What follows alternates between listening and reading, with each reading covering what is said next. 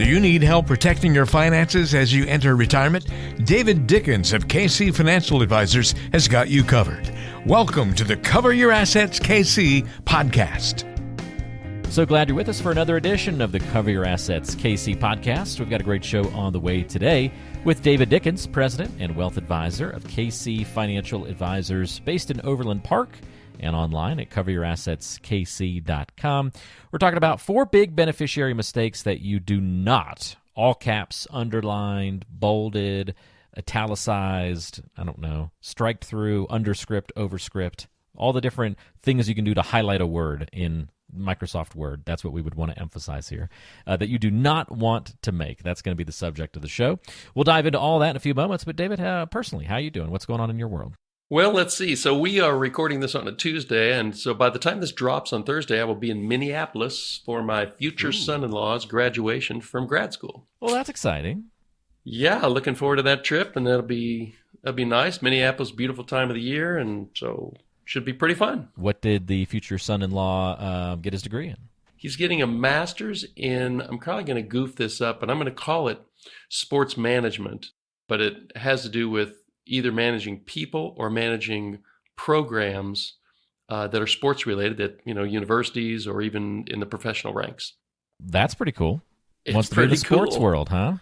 Yeah, he's a super sports guy. So it's too late to tell him to turn back. Don't go that direction. No, I'm just kidding. Just kidding. It's amazing how much of our I think I'm a normal person. And that was well, you're giving yourself a lot of credit there, David. I don't know about that. But it's amazing how much sports invades our lives. Does a lot. And you spend much time on Twitter or just chatting with. Maybe it's a male thing, but I don't think so, because I got females in my life that are all about sports too. But just chatting it up with people at a party, sure, or on the golf course or whatever. There's always a topic or two that's sports related. So anyway, we're excited about Major getting his master's in that, and it should be a fun weekend in Minneapolis. His name is Major? It is. Oh, well then, yeah, he's destined to do well in the sports world with a name like Major. Like that's just he military was not an option for him, right? He couldn't ever be Commander No. Major or Major or Yeah, especially if you got to Colonel or General, you'd be. Yeah, you're demoting yourself at that point. General Major. What? I love it though. That's a great sports name. I think that's pretty cool. Well, you'll have to keep us updated. It'd be interesting to see kind of what he does with the career and where he goes. I think a lot of us. I've been in the sports media in my life, and now being outside of it, it's kind of fun. A lot of us live vicariously through not only sports figures, but people who follow sports and work in sports. It's always kind of the grass is greener on the other side thing. It's very attractive to be like, oh, what a cool life you get to work in sports. Like, it's still a job. It's still a career. They still have bad days. Let me just give you a peek behind the curtain. But still, it's kind of fun to follow people's careers in the sports realm, even non-athletes. I think following journalists or people that kind of manage teams and all that kind of stuff is fascinating. So, Yeah, for very sure. Cool. All right, well, keep us updated over the years of what's going on with Major. One thing I know is for congrats to sure him. he's really good with zone money, so he would actually be quite good helping athletes with their money if that's the direction he wants to go. But at least I don't have any concerns about how he and my daughter are going to work with their own money. So that's a beautiful thing. Folks, I don't know if you listened to the last episode about credit scores, and we had a joke about checking the credit score of a future mate or a date. We didn't touch on parents checking on, future in-law people's credit scores, but now I'm starting to wonder a little bit, David. I have never done that, Walter, but now that you bring it up. The seed has been planted. Oh, that's too good. By the way, if you didn't listen to that last episode, I guarantee you'll learn something you didn't know before if you go and listen to it. So if you have any interest at all about credit scores or know somebody who's in that realm of maybe needing to be interested in learning about credit scores, David dropped some great information in that last episode. So definitely go check it out. But let's move to today's focus, David. You mentioned at the end of that last episode that this idea of today's podcast, unfortunately, is kind of born out of a real-life situation where some beneficiary mistakes had been made and or at least weren't set up properly and led to some issues. So let's dive a little bit into, you want to kind of give us an overview of beneficiary selections and why this is important first, and then we can get into the mistakes themselves? Yeah, for sure. And this is something that I think people take for granted a lot. So these are irrevocable. They're very hard to fix once you're dead. And so what you're really doing is just saying to the world, here's where I want my money and assets to go after I'm not here anymore. And you can't do that once you're not here anymore. So it's something that we take for granted because it seems so simple. But you would be amazed, Walter, in my business to see how many times people either forgot a couple of assets or just made a mistake that they never went back to fix. And once they're gone, it's too late to fix that. So we're going to go through 4 that I see a lot. Number 3 and number 4 are the most interesting. And the number 3 is the one that I mentioned at the end of last week's podcast. So hopefully this is interesting to people, but it is definitely important to people. If you're listening to these podcasts, you have money. And you just want to make sure that your money does the tricks for you, jumps through the hoops for you that you want it to jump through. Well, I have an advanced list here, folks, of the 4 big beneficiary mistakes. And the first one didn't surprise me to see it, David, and that would be, if we're ready to dive into these, not naming a beneficiary, period. Big mistake number 1, right? That's a really big mistake. So with your IRA or your 401k, your 403b, your Roth accounts, you have to name a beneficiary. Nobody is going to open an account for you without you naming a beneficiary. So we're not worried about those. But your brokerage account, if you have one, your bank accounts, your annuities, your car and your home, those are big assets. Those are sometimes very big assets, sometimes way bigger than your 401k or your IRA. And nobody's going to make you name a beneficiary for those.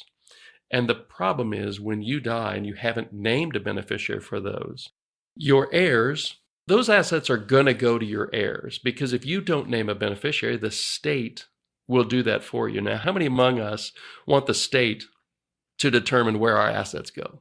Not going to see a lot of hands raised. One, because this is a podcast, but also because I doubt there are many anyway. Yeah. Okay. I'm going to go with both of those. That was well done, Walter. And I thought I was the funny guy. Little podcast humor for you there. You were very funny. So the big trouble is you're going to have to take these assets through probate court. You're going to pay attorney's fees. You're going to wait 6 or 9 or 12 months that are going to be very frustrating before you get what you could have had happen within days of death if you had named a beneficiary. So naming beneficiaries, super important, saves you money, saves you heartache. It doesn't save you heartache or money because you're dead. But the people you leave behind, you're going to save them attorney's fees, probate court, time, and frustration. I love it. That's an easy one to have at the top of the list for sure. Name that beneficiary just to begin with. But let's go to a hybrid of that problem. Some people are like, no, of course I'll name a beneficiary, but I already discussed it in my will, so I don't need to do it again. I've already done that. Yep, and that sounds so logical, and it is so wrong. Yeah, the will feels very final to me. Like it does. And that will is nullified by any account you have where you did name a beneficiary. And so the things that one of the main things that comes to mind here that I've seen more than once in my career is somebody left their ex-spouse as their beneficiary. And when that was pointed out to them, they go, it was an oh my gosh moment where, wow, I never even changed that. Now, maybe it's your choice to have your ex-spouse as your beneficiary, and that's your choice. But if it's not, no amount of what you wrote in your will is going to change the beneficiary who you named getting those assets. So if you just have named beneficiaries, if you've just given directions in your will, for your house, your money, your car, that virtually guarantees that those assets are going to go through probate and somebody's going to have to pay attorney's fees. And they're going to wait 6 or 9 or 12 months and they're going to be very frustrated. I would imagine the ex-spouse being a beneficiary is not the ideal choice for most people. For most people. I actually have one that was the exception for that. I'm they're sure there's still some pretty couples that end on amicable good and- terms and want to take care of folks, but Exactly. not the majority, I would think. I'm not sure that the new spouse is all that excited about it, but hey, Right. I'm not in the marriage counseling business. I'm in the financial management business. We'll leave that one for the therapist, right? To figure those moving parts out like that. All right, you mentioned that the third one was going to relate more to the specific situation, I think, that you got to deal with in the office recently. And so this mistake number 3 would be not funding your trust. Not funding your trust. So what does all that mean? And that's a phrase that most people you get a blank stare. Yeah. Because they say, well, I set up this trust. So here's the recent super nice lady, now super nice widowed lady, 50-year-old husband died unexpectedly of a heart attack. They had a big, beautiful 3-ring binder with all their trust documents in it from a big, well-known downtown Kansas City law firm. All of the pieces were totally in place, except that the trust was never funded. And all that means is the assets that they thought were going to be governed by the words in their trust, the trust was never named as the beneficiary of those assets. So when the rubber hit the road, here's what happened. His IRA, fine, no problem. She was named as the beneficiary, didn't matter. 401k, fine, didn't matter. His brokerage accounts, he had some brokerage accounts that were in his name only. Well, that was not okay. And even though the trust explained what was going to happen to those accounts, those brokerage accounts were frozen until they go through probate. He owned a couple of businesses with 3 or 4 other partners. They were in LLCs.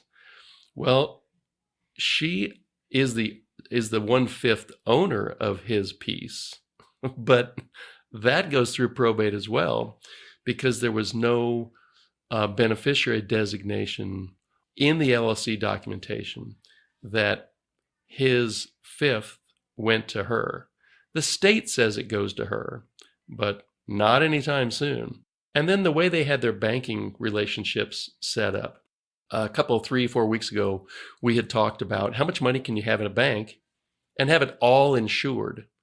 And it can be a lot of money, way more than the $250,000 of FDIC coverage, except that you have to open accounts in various names. For instance, he had a bank account and a couple of CDs that were in his name only. Well, she's going to get that money, but not anytime soon because that goes through probate as well.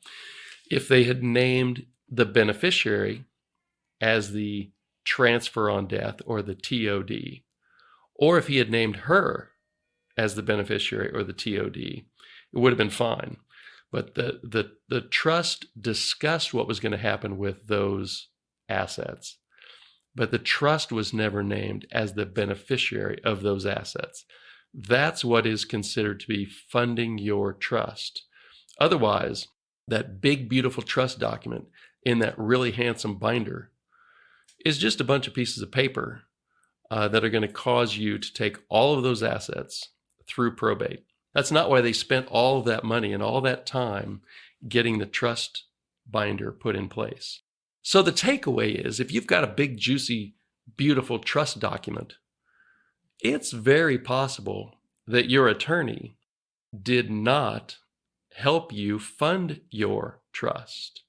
Or maybe they gave you some pieces of paper that says, here's how you fund your trust.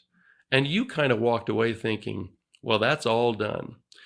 So if you don't do that, what you're going to do is go back to that same attorney with a really sad look on your face, and they're going to charge you a lot of money to fix this. So while you're both living, or maybe you're widowed and you have a trust and you're not sure if it's been funded, now's the time to figure that out so that when you pass, the assets do exactly how you've described them in your trust. So just make sure your trust is funded. And if you don't know if it is, ask the attorney who drew up the documents. It's a great one to add to the list, and I'm sure one that, if you're putting that much time and attention into how you want things to go in your retirement years and passing that money along to the next generation and some of those decisions, going to probate is not usually on the goal list for people going through that amount of time and energy. So that's a good way to highlight that. Make sure that that's not going to be a consequence of some decision you've made.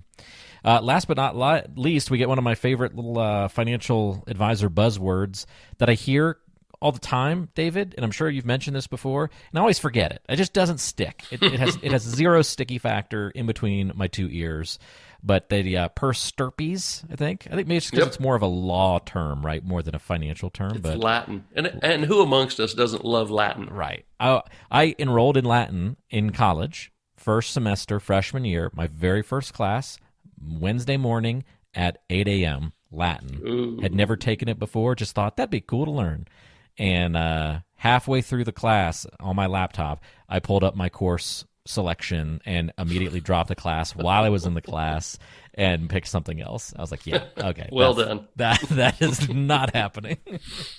All right. That aside, not understanding per stirpes versus per capita rules. Simplify that for us if you can.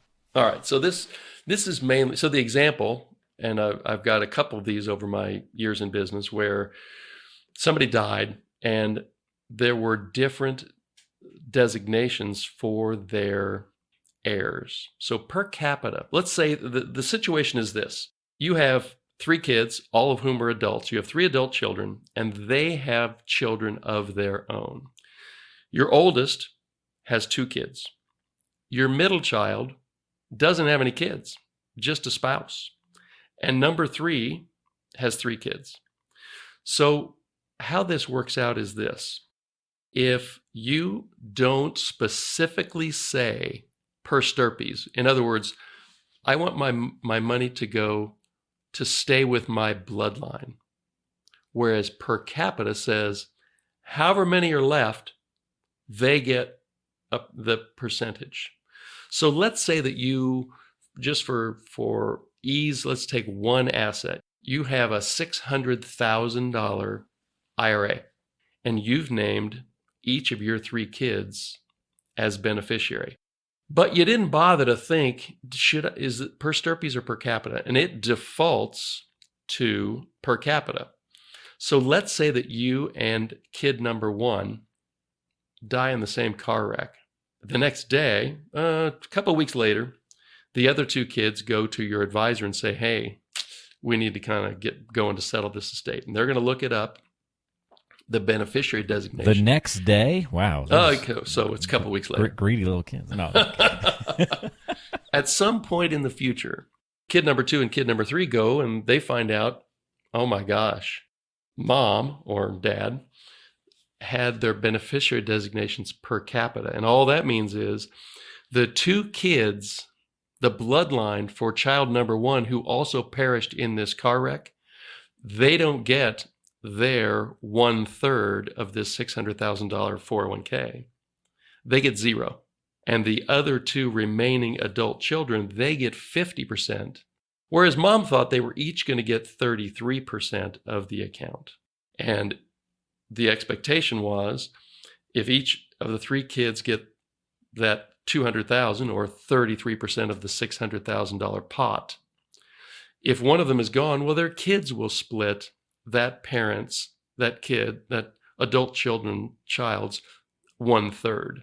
If the beneficiary designation had been designed as per stirpes, that's exactly what would have happened. The children of adult kid number 1 would have gotten that 1/3.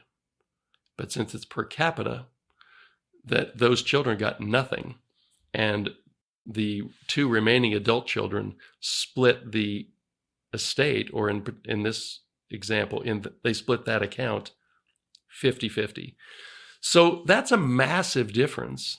If you're expecting that your grandchildren are going to benefit from your assets if your kid is no longer living, well, if you didn't, and you're unlikely, unless you listen to this podcast, or unless you've recently been to your estate planning attorney, you're unlikely to ask the custodian of these accounts, hey, there's these two Latin terms that I can't remember, but which one do I have? So, but the ramifications are super important. So most cases, the vast majority of my clients want per stirpes. They want to know that if they die and they have a deceased kid, they want that deceased kid's piece of the inheritance to go to their children, that child's grandchildren, that their grandchildren from that child. Boy, I need a whiteboard, don't I, Walter? This might be good for a follow-up video, although I know you're not a big video guy. Hopefully with all my stumbling, exactly. Hopefully with all this stumbling around, what is brought home to you is if you have multiple heirs on a particular account and you want to make sure that their percentage stays within their bloodline and goes to your grandchildren on that side, you have to make sure that a box was checked per stirpes. If you have annuities in your financial world, most accounts that I've ever seen don't even offer you a box to check per stirpes. You have to include a separate list that says, these are my beneficiaries per stirpes, and then you list them and the percent that each of them get.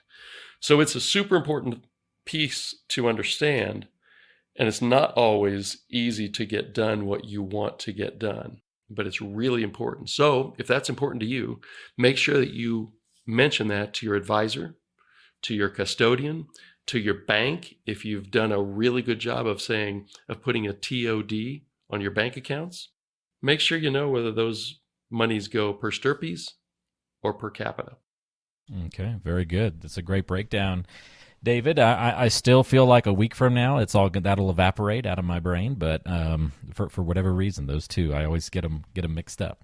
But it's a great reminder because now I have this podcast I can go back and listen to, and whenever I forget, I can remind. I'm guessing that as many times as I tripped over beneficiaries' names or titles, you may need to go back and listen to this a time or two just to figure out what I just said. I think it's a good illustration, though, because that's why, when you get to this kind of planning conversation, this is not falling under the category of we're just trying to make it complicated so you'll hand it over and just say, just do it for me. Although many people may go that direction because, you just get that feeling at some point.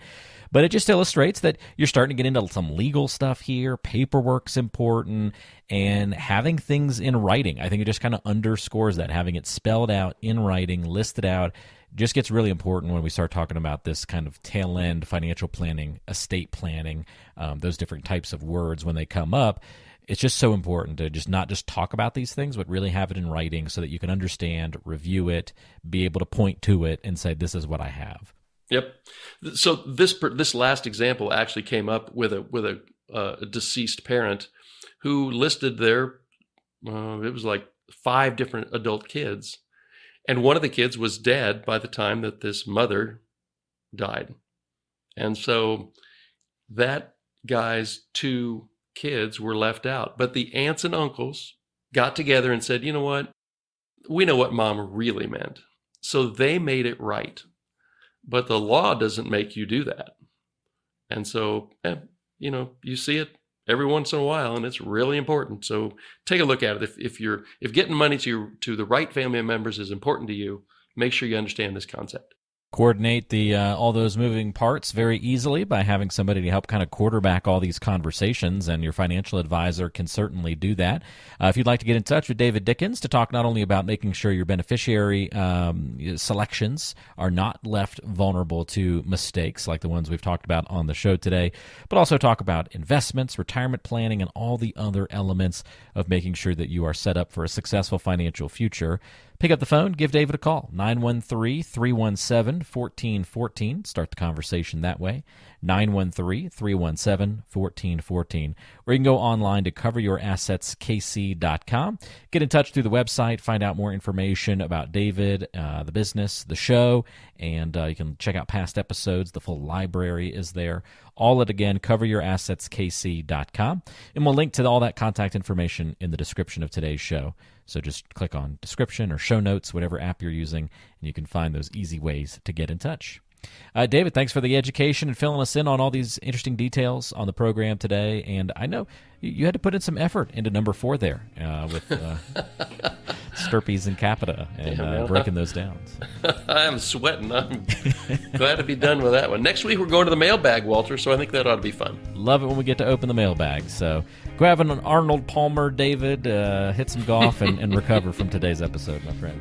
Sounds good to me. It's good stuff. Talk to you next week. Thanks, everybody. We'll see you next time on Cover Your Assets, KC. Investment advisory services offered through ChangePath LLC, a registered investment advisor. ChangePath LLC and KC Financial Advisors are separate companies.